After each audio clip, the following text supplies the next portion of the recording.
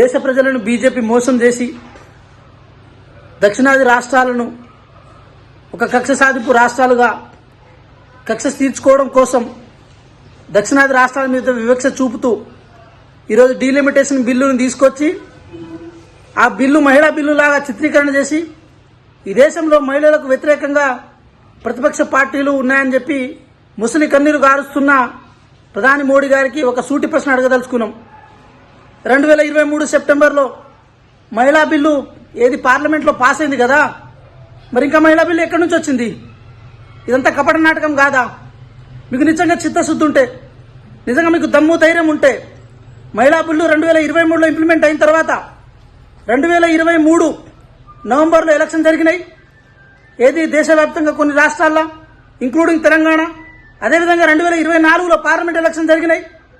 కానీ ఎక్కడ మీరు ఏది ఆ బిల్లుని ఇంప్లిమెంట్ చేయలే, మహిళలకు 33% రిజర్వేషన్ ఇవ్వలే.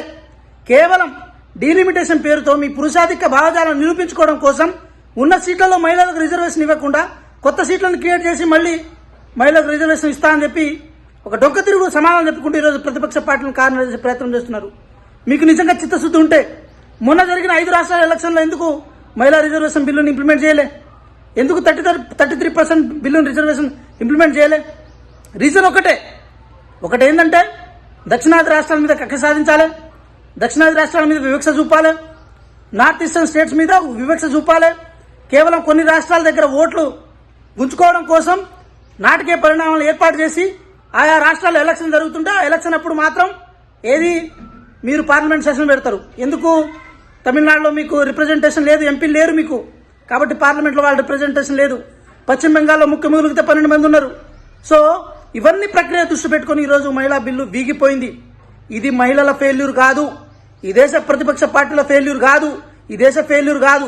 మీ చేతగానితనం, మీ ఫెయిల్యూరు, మీరు చేయాలనుకున్న కుట్రకి ఏది భగవంతుడు ఆ శ్రీరామచంద్రుడు సాక్షిగా ఉండి మీ కుట్రను తిప్పికొట్టి శ్రీరామచంద్రుడు మీ కుట్రను తిప్పికొట్టి ఈరోజు మీ కపట నాటకాలను దేశ ప్రజలకు అర్థమయ్యేలా చెప్పిండు.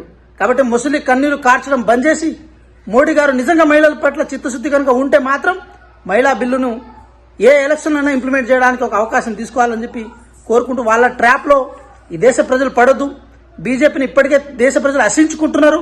ఈ బిల్లు వీగిపోవడం వల్ల ఇంకా హసించుకునే రోజులు వస్తాయని చెప్పి తెలియజేసుకుంటూ సెలవు తీసుకుంటున్నాను.